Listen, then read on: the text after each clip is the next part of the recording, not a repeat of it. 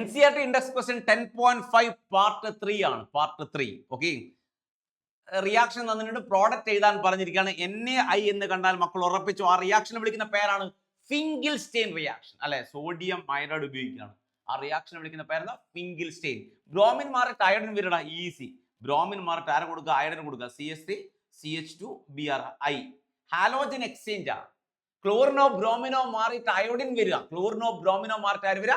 Iodine വരാനുള്ള reaction ആണ്. ആ റിയാക്ഷനെ വിളിക്കുന്ന പേരാണ് ഫിങ്കിൾസ്റ്റെയിൻ. ബ്രോമിൻ മാറിയിട്ട് അയോഡിൻ വരും. ക്ലിയർ അല്ലേ? ബൈ പ്രോഡക്റ്റ് ആയിട്ട് NaBr ബൈ പ്രോഡക്റ്റ് ആയിട്ടുണ്ടാവും. ക്ലിയർ അല്ലേ? റിയാക്ഷന്റെ പേരെന്താ? ഫിങ്കിൾസ്റ്റെയിൻ റിയാക്ഷൻ ആണ്. അടുത്തത് ഇത് ശ്രദ്ധിച്ചില്ലേ പണി കിട്ടേ. നിങ്ങൾ വിചാരിക്കും ഈ ബ്രോമിൻ പോയിട്ട് ഇവിടെ ആഡ് ചെയ്യുന്ന വിചാരിക്കുക.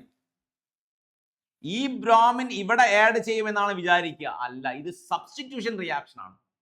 ബ്രോമിൻ സബ്സ്റ്റിറ്റ്യൂഷൻ ആണ്. ഹീറ്റ് സൺലൈറ്റിന്റെ പ്രസൻസിൽ സബ്സ്റ്റിറ്റ്യൂഷൻ, അതായത് അല്ലൈലിക് സബ്സ്റ്റിറ്റ്യൂഷൻ. അല്ലൈൽ എന്ന് പറഞ്ഞാൽ കാർബൺ കാർബൺ ഡബിൾ ബോണ്ടിന്റെ തൊട്ടടുത്ത കാർബൺ, അതാണ് allyl carbon. Carbon carbon double ബോണ്ടിന്റെ തൊട്ടടുത്ത കാർബൺ വിളിക്കുന്ന പേരെന്താ? അല്ലൈൽ കാർബൺ. അല്ലൈൽ കാർബണിൽ ഹൈഡ്രജൻ ഉണ്ട്. ഇവിടെയൊക്കെ ഹൈഡ്രജൻ ഉണ്ട്. ഇവിടെയൊക്കെ ഹൈഡ്രജൻ ഉണ്ട്. ഈ ഹൈഡ്രജൻ, ഒരു ഹൈഡ്രജൻ മാറി മോണോബ്രോമിനേഷൻ ആണ്. ഒരു ഹൈഡ്രജൻ മാറി ബ്രോമിൻ വരിക ചെയ്യുക. അപ്പൊ നമ്മൾ എക്സ്പെക്ട് ചെയ്യുന്ന പ്രോഡക്റ്റ് വേറെ ആയിരിക്കും, പക്ഷേ കിട്ടുന്ന പ്രോഡക്റ്റ് ഇതാണ്, പ്ലസ് HBr. റെഡി അല്ലേ?